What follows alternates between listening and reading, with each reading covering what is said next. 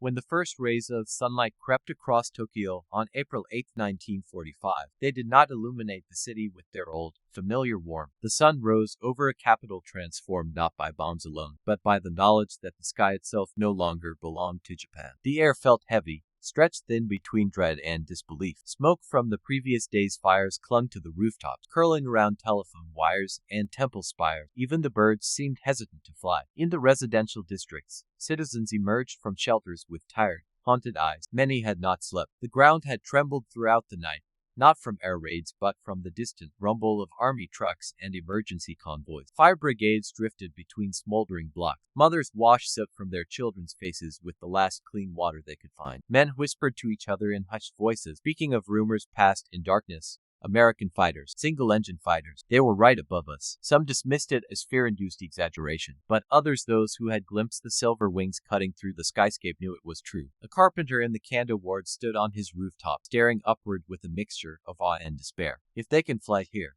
he murmured, "they can fly anywhere." In the Imperial General Headquarters, located in the massive reinforced bunkers beneath the Ministry of War, tension simmered like boiling water. Officers filed into the main conference hall, their boots echoing through the dim, fluorescent corridor. Many carried thick binders stuffed with damage reports, fuel shortages, and engine failure summaries. Others brought notes from radar stations, eyewitness accounts, or brief communications from surviving pilots. General Torishiro Kawabe, a senior staff officer with deep lines etched into his forehead, sat at the central table, fingertips pressed together in contemplation. The room fell silent as he began to speak. "We must acknowledge," he said, his voice heavy, "that the appearance of American fighters over the capital is not an isolated event. This is not a chance occurrence. The enemy has secured a forward base from which they can launch such missions regularly." He did not say Iwo Jima. He didn't need to.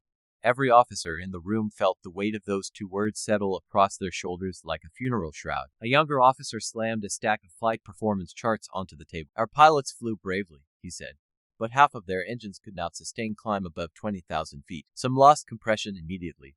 Others overheated. We cannot match altitude with machines that die the moment they are pushed." Another officer, his voice trembling despite attempts at calm, added, "The Mustangs flew with a discipline we have not seen since 1942. They attacked in pairs, always protecting one another. Our pilots were isolated, attacking alone, one by one." A silence followed, the kind of silence that happens when truth settles so deeply that no one dares push against it. Meanwhile, in the barracks of Chofu Airfield, Saburo Kameda sat on the edge of his bunk, staring at his hand. They trembled, slightly phantom echoes of the G-forces he had endured the previous day. He could still hear the sound of his engine choking, sputtering, pleading for strength it no longer had. He could still see the Mustang flashing past him, the sunlight burning off its wings like a blade of white fire. He whispered to himself, not sure if he was asking a question or stating a fact. "How can we fight them again?" A friend, one of the rookies who had survived only by diving into cloud cover, sat beside him. His face was pale, cheeks hollow, eyes shadowed by exhaustion and fear. "They told us the ocean would protect us," he said. "They told us the Americans could never fly here, but they did, and they will do it again." Kameda swallowed hard. He looked around the barracks, rows of beds,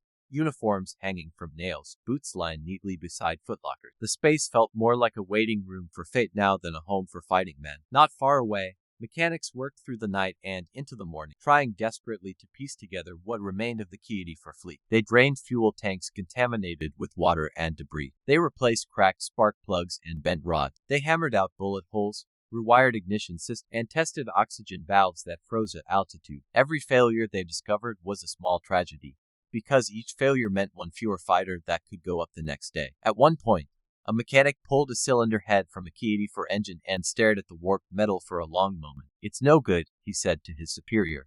"This engine shouldn't even have been flying." The officer asked quietly, "How many like this?" The mechanic lifted a grimy hand and spread all 5 fingers. "All of them." Across the city, families tried to resume life as usual, but ordinary tasks felt weighted with dread. At a school in Ginza, students recited lessons while glancing toward the window. At a market near Ueno, vendors set out vegetables with trembling hands, unsure if they would finish the day. Everyone looked to the sky now constantly, nervously, as if expecting silver wings to appear at any moment. And in a way, they were right to expect them, because hundreds of miles away, on Iwo Jima, those silver wings were already being prepared for another mission. Jerry Yellen awoke before dawn, his body stiff from the previous day's strain. He walked across the gritty volcanic ground toward his Mustang, still bearing the scars of combative bullet holes in the left wing, a shattered access panel, paint scorched from a near miss. Ground crews were already working around it, refueling, rearming, tightening bolt, testing hydraulics with practiced efficiency. A mechanic handed him a clipboard with inspection note. "She's good to go," he said. "Better than yesterday." Yellen nodded. He ran his hand along the fuselage, feeling the cold metal beneath his fingertips. The war felt different now, bigger, heavier, because he had seen the faces of the men trying to defend their capital with machines that were failing them. This war, he realized, was not simply a contest of pilots. It was a contest of nations' endurance, resources, and industrial willpower. Tap gathered his pilots for a briefing. He pointed to a map showing a new flight path toward central Honshu. "Intel reports scattered fighter activity," he said. "We expect lighter resist, but do not underestimate them. Desperation makes men dangerous." He paused, studying the faces of his pilots, young, focused, some cocky, others quietly nervous. The mission is what it always is: protect the bombers, bring each other home. As they loaded into their cockpits, oxygen masks dangling from their chests, the tension in the air tightened like a coiled spring. Engines roared to life, sending vibrations through the ground. Dust lifted from the black volcanic soil. The pilots exchanged brief glances, silent confirmations of trust, of duty, of the understanding that some of them might not return. Then, with a thunderous sequence of acceleration, the Mustangs took off again, lifting into a pale morning sky. Back in Tokyo, alarm sirens shrieked. Operators shouted new warning. Multiple tracks incoming. High altitude, unknown number. The same phrase echoed through command centers, barrack, and civilian districts. They're back. For the second time in as many days, Japan braced itself for the impossible. And this time, the Mustangs would not merely return. They would take control. When the sirens began to wail again across Tokyo, they carried a different sound than the day before. It wasn't the frantic, impulsive shriek meant to rouse citizens from sleep. It wasn't the bone-deep, vibrating alarm that signaled an incoming wave of B-29. This was something more hollow, more resigned and echoing, metallic cry that seemed to admit defeat even as it warned of danger. The city shivered beneath it. Women gathering water stopped in their tracks, jars trembling in their hands. Children clutched sleeping mats, unsure whether to run back to shelters or stay with their mothers. In shops, men looked up with dread written across their faces. A barber in Asakusa froze mid-trim, razor held motionless against a customer's cheek. A train conductor halted his locomotive, leaning out the cabin window to scan the skies with narrowed eyes. Everyone sensed the same truth. If the Americans could come yesterday, they could come today. If they could come today, they could come every day. And nothing, no prayer, no hope, no distance could stop them. Meanwhile, at Chofu Airfield, the atmosphere had shifted from chaos to a quiet, exhausted despair. The ground crews moved slowly, as though aging years overnight. Pilots lingered near their aircraft, helmets under their arms, looking into the sky as if searching for answers. They had flown missions before. They had scrambled against B-29s countless times. But nothing had prepared them for this new reality, one in which their engines were weak, their fuel was unreliable, and their enemy could attack at will. Saburo Kameda sat in the cockpit of a Ki-84 that had been hastily repaired overnight. Mechanics had worked tirelessly, tightening belts, replacing spark plug, cleaning fuel lines with improvised filters of cloth and sand. They had even swapped cylinders with those from a wrecked aircraft, though none of the parts really matched. Japanese engines now resembled patchwork collections of hopes and prayers more than precise machines. Kameda adjusted his harness and took a long breath. He was 19. He felt older this morning. A veteran pilot named Lieutenant Mochizuki approached his aircraft. He rested one hand on the wing, gazing at Kameda with tired but steady eyes. "Listen," he said softly. "If you see them again today, and you will, don't try to match their climb. Don't try to outrun them in speed. Don't try to outgun them." Kameda swallowed. "Then what can I do?" Mochizuki's answer was simple but heartbreaking. "What you cannot, what you wish you could." Kameda nodded, though the words cut deeper than criticism. Meanwhile, above Iwo Jima, Tap's Mustangs were already slicing through the upper atmosphere. They climbed past 20,000 feet. Their Merlins smooth, their superchargers humming with consistent, confident power. Each aircraft carried fresh 50 caliber ammunition, full fuel tanks, and the knowledge that yesterday's mission had succeeded beyond expectation. Jerry Yellen flew near the front of the formation. He studied the horizon with a mixture of vigilance and melancholy. He had seen courage in the eyes of young Japanese pilots. He had seen men willing to die for their homeland, for their emperor, for reasons perhaps even they didn't fully understand. But he'd also witnessed the harsh truth that bravery, without machinery to support it, was the first casualty of industrial war. As the Mustangs approached Honshu, the first B-29s appeared on radar screens inside Japan. Their silhouettes were unmistakable, massive, four-engine shadows gliding across the upper layers of the sky like steel whales. Civilians emerging from shelters pointed at them in fear. But today, the fear was different. It wasn't the B-29s that terrified them. It was what they expected to see flying above and behind them. They did not have to wait long. Silver arrows broke through the cloud, one after another, dozens, then more. Mustang. Mustang. Came the panic calls from spotters across the countryside. In schoolyards, teachers screamed for children to lie flat. In factories, men dropped tools and scrambled for cover. Along rail lines, soldiers shouted to take position. But everyone understood the truth. There was nothing they could do. As the Mustangs swept inland, Tokyo's defense network stirred desperately to life. Chofu Airfield scrambled what it could. 7 Ki-84s, 3 Ki-44s, and 2 Ki-61s aircraft from different units, with different fuel grades and different mechanical quirks, thrown together simply because they were all that remained. Pilots slammed their throttles forward. Engines belched thick smoke.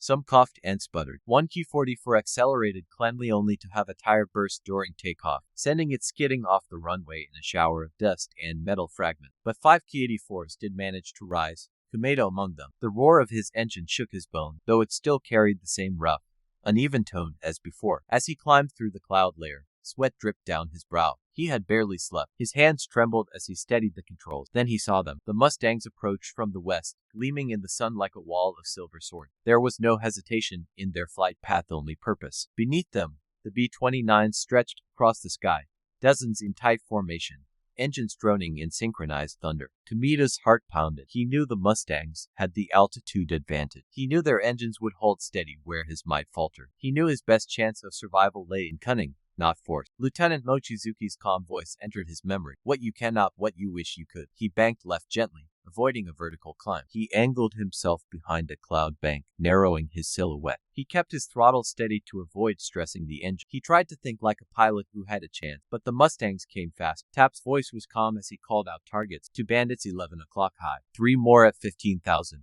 Keep altitude.